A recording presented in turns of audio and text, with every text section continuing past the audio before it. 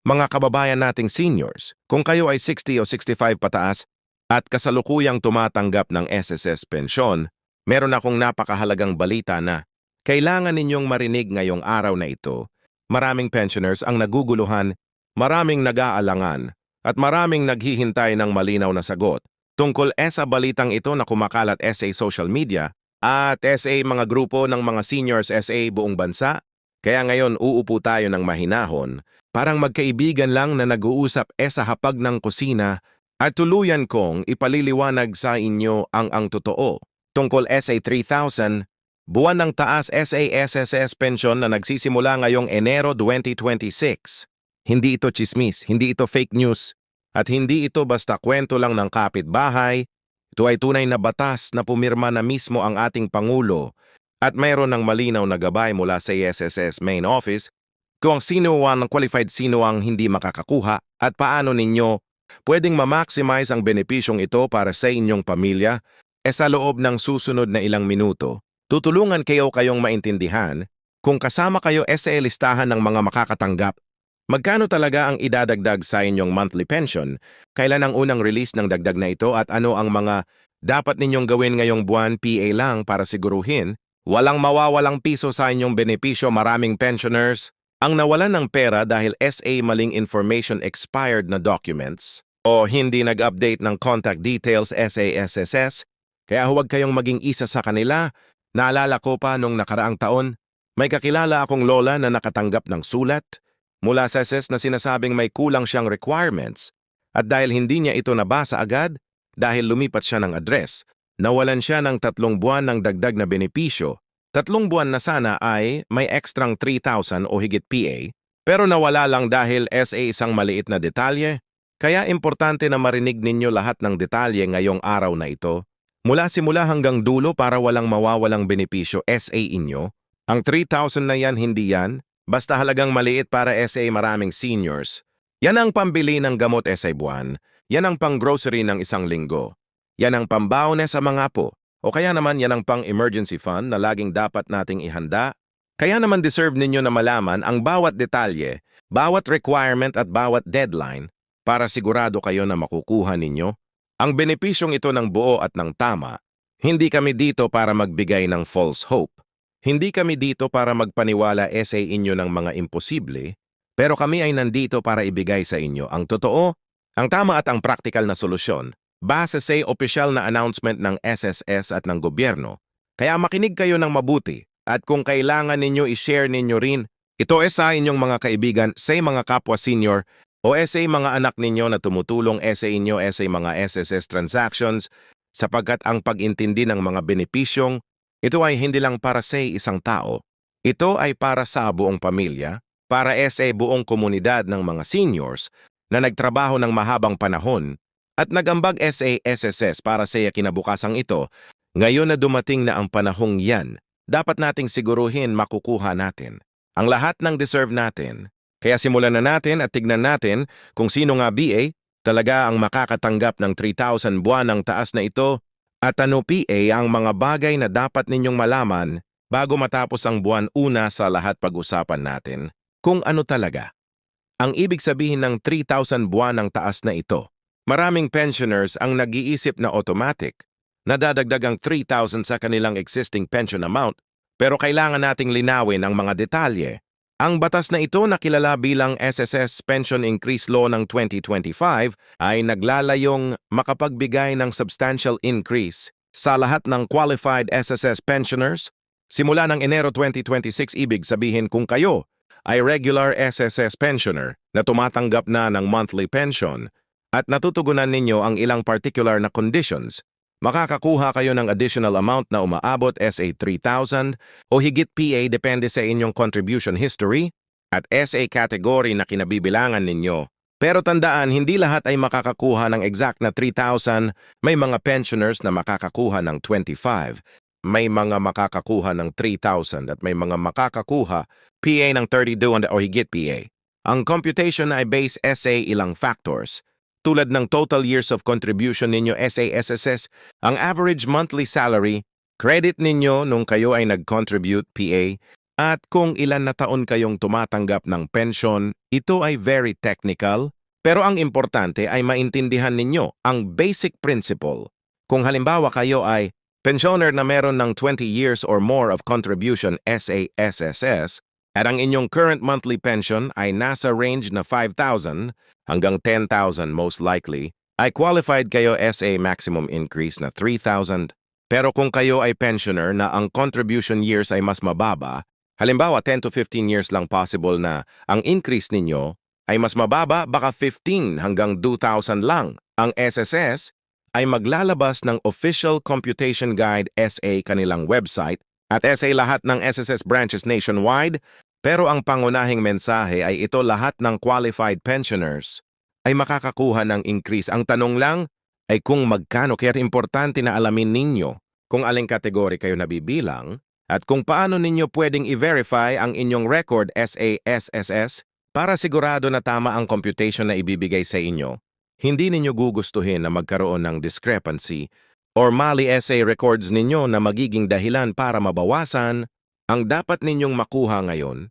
Pag-usapan naman natin kung sino nga BA talaga. Ang qualified, ayon SA official guidelines ng SSS. Ang mga pensioners na qualified para SA 3,000 increase ay dapat na natutugunan ang mga sumusunod na kriteriya.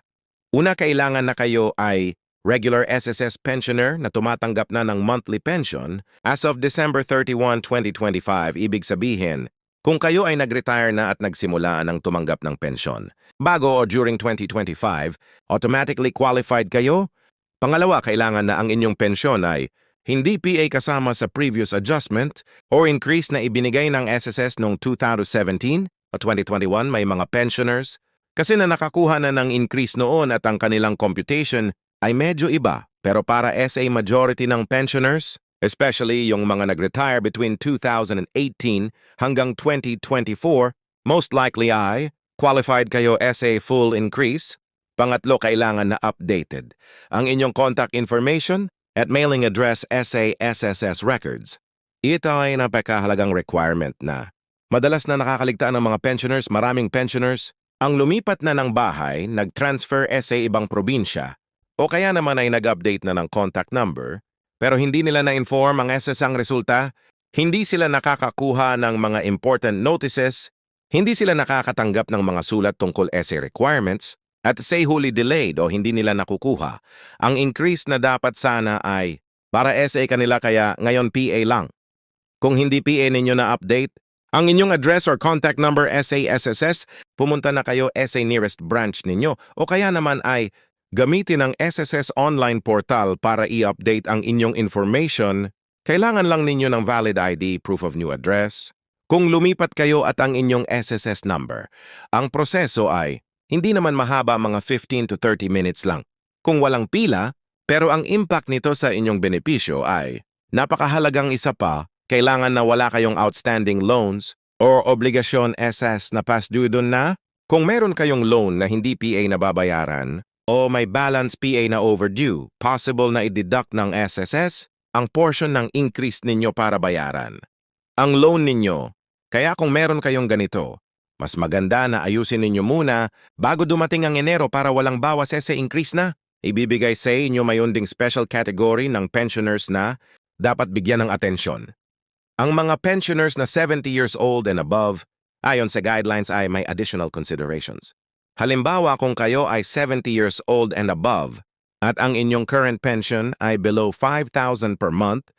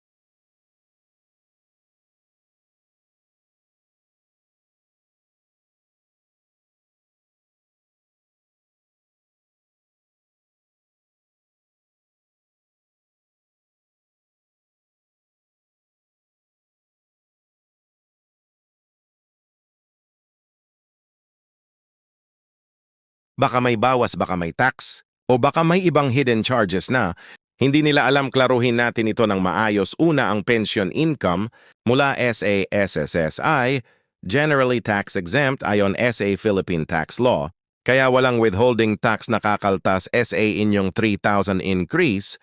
Ito ay magganabing ng balita para SA lahat ng pensioners kasi ang buong amount ng increase ay mapupunta talaga sa inyo. Pero mayon pang iba pang possible na deductions na kailangan ninyong bantayan. Halimbawa, kung meron kayong outstanding SSS loan na hindi PA fully paid ang SSS, ay may karapatan na i-deduct ang monthly amortization ninyo mula sa pension ninyo kasama na ang increase. Kaya kung dati ay 500 per month ang kinalas SA pension ninyo para SA loan, ngayong may increase na kayo, possible na tumaas din ang deduction para mas mabilis matapos. Ang loan, ito ay automatic process ng SSS at wala kayong magagawa dito. Maliban na lang kung bayaran ninyo in full, ang remaining balance ng loan ninyo, meron ding special case kung saan ang pensioner ay may existing court order o garnishment dahil SA unpaid obligations tulad ng child support o unpaid debts na may court ruling. SA mga kasong ito possible na ang portion ng pension increase ay i-garnish din, pero ito ay rare cases lang at may legal process na kailangang sundin. Kung kayo ay walang ganong issue, wala kayong dapat ipag-alala. Pero ang punto ay, dapat ninyo bantayan ang inyong SSS statement every month para makita ninyo kung ano ang mga deductions at para sigurado na lahat ay tama at documented. May mga pensioners na nakatanggap ng wrong deductions dahil SA system error ng SSS, and dahil hindi nila chinek ang statement nila, ang resulta ay ilang buwan na bago nila na-discover at na-resolve ang issue.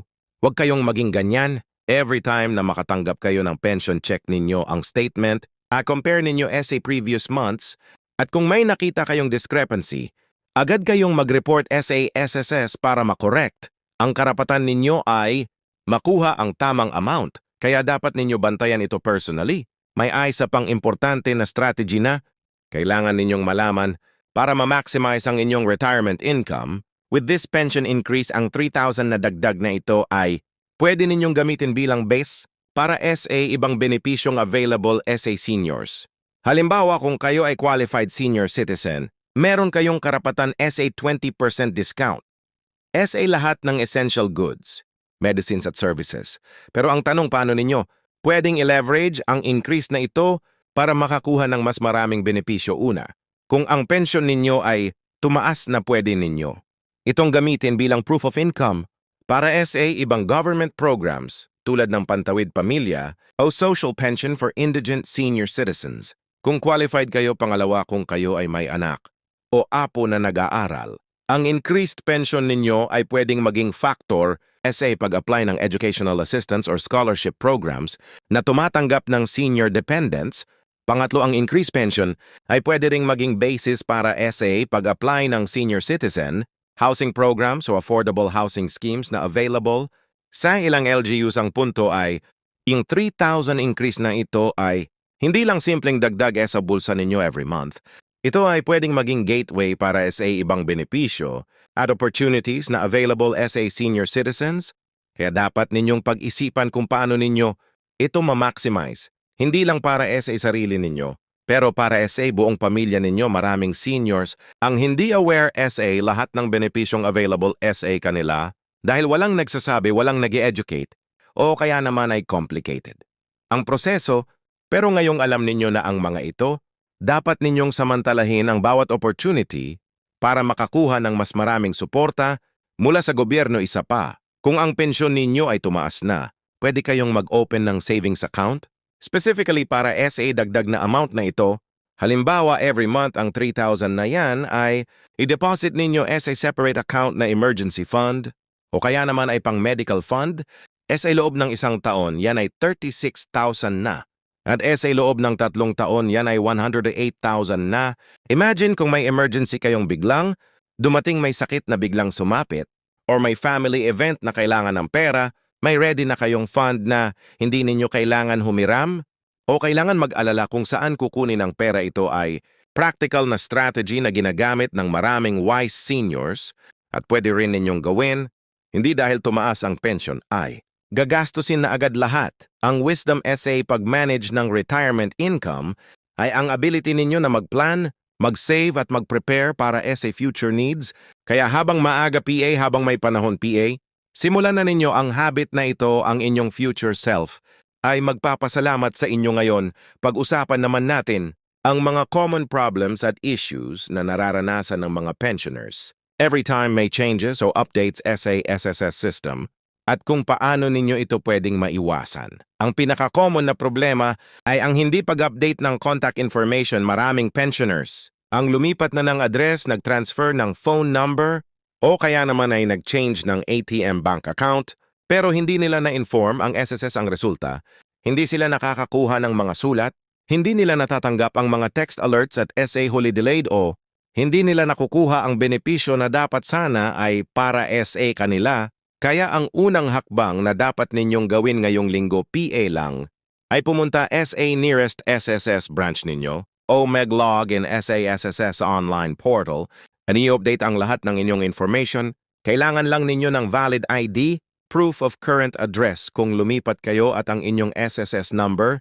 Ang proseso ay simple lang at mabilis. Ang ikalawang common problem ay ang expired or outdated documents. Maraming pensioners ang hindi aware na ang SSS ay nag-require ng periodic updating ng documents, especially para SA mga pensioners na 70 years old and above. Halimbawa, every 2 years, kailangan ninyong mag-submit ng Certificate of Life or proof that you are still alive. Ito ay requirement ng SSS para sigurado na ang pensyon ay tunay na napupunta sa pensioner at hindi sa ibang tao na ng scam o ng deceive ng system. Kung hindi ninyo nasusubmit ang document na ito on time, ang pensyon ninyo ay pwedeng masuspend temporarily hanggang SA maisubmit ninyo ang requirement. Kaya importante na bantayan ninyo ang mga deadlines at requirements na in-announce ng SSS. Ang ikatlong common problem ay ang issue SA ATM card o bank account. Maraming pensioners ang nag-experience ng ATM card na nag-expire na block dahil SA multiple wrong PIN at o kaya naman ay may issue SA bank account na nagkokos ng delay SA payout. Kaya ang advice ay regular na check ninyo ang inyong ATM card kung may expiration date na paparating at kung meron mag-request na agad ng replacement SA bank ninyo. Before PA mag-expire, wag ninyong hintayin na mag-expire na bago kayo kumilos kasi ang replacement process ay tumatagal ng 1 to 2 weeks at SA loob ng panahong yan, hindi ninyo makukuha ang pensyon ninyo. Ay sa pabantayan ninyo ang balance ng inyong ATM account at siguruhin active PA ang account. May mga banks kasi na nag-deactivate ng accounts kapag walang transaction for a certain period. Kaya dapat regular kayong mag-withdraw o mag-check ng balance para hindi ma-deactivate ang account ninyo. Ang ikapat na common problem ay ang pag-fall victim SA scams o fraudulent schemes. Maraming scammers ngayon na nagtatarget ng seniors, lalo na yung mga pensioners na alam nilang may regular na income, may mga nagtitext na kunwaring galing SASSS at hinihingi ang inyong personal information. May mga tumatawag na kunwa ay SSS employee at sinabing may problema SA account ninyo at kailangan ninyong magbayad ng processing fee. Tandaan ninyo, ang SSS ay hindi humihingi ng personal information through text or phone call at hindi sila humihingi ng payment para SA pension processing. Lahat ng transactions SA SSS ay dapat gawin personally SA Branch 0 through ang official online portal nila. Kung may tumawag or nag-text SA inyo na suspicious, huwag kayong magtiwala agad. I-verify ninyo muna SA SSS hotline o pumunta kayo sa branch para sigurado. Mas maganda na maging cautious at paranoid kesa maging victim ng scam at mawala ng pera. Maraming seniors na nabiktima na ng ganong schemes at nawala ng libong piso kaya huwag kayong maging aysa sa kanila. Ngayon naman pag-usapan natin ang mga practical tips. Kung paano ninyo pwedeng ma-maximize ang experience ninyo SA SSS office every time na kailangan ninyong para sa transactions. Una, always go early in the morning. Mga 7 to 8 a.m. para konti PA lang ang tao at mabilis ang pila. Ang SSS branches ay usually mas crowded SA tanghali at hapon. Kaya kung gusto ninyong makatipid ng oras, early morning is the best time. Pangalawa, mag-prepare na ng lahat ng requirements bago kayo pumunta. Checklist ninyo ang lahat ng documents na kailangan, photocopy ninyo na ang mga yan At organize ninyo SA isang envelope or folder para pagding ninyo SA SS is ready na lahat at hindi na kayo maghihassle na bumalik dahil may kulang pangatlo. Bring valid ID lagi kahit na alam ninyong hindi naman kailangan, mas maganda na may dala kayo. Just in case humingi ang SSS officer pang-apat. If possible, bring a companion, either anak ninyo, apo ninyo, o kaibigan ninyo na mas bata at mas familiar, SA technology at paperwork. May mga transactions na medyo complicated at may mga forms na kailangan i-fill up. Kaya having someone na tutulong SA inyo ay napaka-helpful. Panlima, be patient and respectful SA, mga SSS employees. Alam natin na minsan ay napakahaba ng pila, minsan ay mainit ang ulo natin dahil SA dami ng tao, pero tandaan na ang mga employees ay tumutulong lang din at marami rin silang pinagdadaanan. Kung magiging respectful tayo at patient, mas malamang natutulungan tayo ng maayos at bibigyan ng proper attention. At lastly, always ask for a copy of any document na inisubmit ninyo at humingi ng acknowledgement receipt para may proof kayo na nag-submit na kayo at may record kayong hawak in case may issue SA future. Isa pa pag-usapan natin ang tungkol sa mga pensioners na nag-migrate na or nag-stay SA abroad permanently. May maraming OFW pensioners na nag-retire na pero nandoon PA rin sa ibang bansa at ang tanong nila ay kung qualified PA rin BA sila sa 3,000 increase. Ang sagot ay qualified PA rin kayo basta kayo ay registered SSS pensioner and tumatanggap ka na rin ng monthly pension. Ang SSS ay may provision para sa mga overseas pensioners through their international remittance partners. Ang pension ninyo ay pwedeng isend through bank transfer remittance centers o through SSS accredited international payment services. Pero ang challenge ay ang mga requirements at verification process na kailangan ninyong sundin para sa mga overseas pensioners. Kailangan ninyong mag-submit ng annual certificate of life na notarized or authenticated by the Philippine Embassy or Consulate. SA country ninyo, ito ay requirement para sigurado ang SSS na kayo ay alive PA at entitled PA sa pension. Kung hindi ninyo nasusubmit ang document na ito on time, ang pension ninyo ay pwedeng masuspend until may submit ninyo ang requirement. Kaya importante na bantayan ninyo ang deadlines at mag-coordinate kayo SA Philippine Embassy, SA country ninyo para maayos ang documentation. Meron ding special consideration para SA mga pensioners na may existing medical conditions or disabilities na nakakaapekto SA kanilang ability na mag-travel o mag-transact personally. Ang SSS ay nag-offer ng special services tulad ng home service or hospital service kung saan ang SSS representatives ay pupunta sa bahay ninyo o SA hospital para SA transactions na kailangan ninyo, pero ito ay may special request process at kailangan ng medical certificate or proof of disability. Kung kayo ay kasama sa kategory na ito, pwede kayong mag-coordinate SA SSS branch ninyo at mag-request ng special assistance. Ito ay bahagi ng accessibility programs ng SS para SA seniors at PWDs. Huwag kayong mahiya na humingi ng tulong. Kung kailangan ninyo talaga ang SSS ay obligado na magbigay ng assistance SA lahat ng qualified pensioners, regardless of their condition. Ngayon naman isa sa mga tanong na madalas na naririnig namin ay kung pwede bang iloan or i-advance ang pension increase.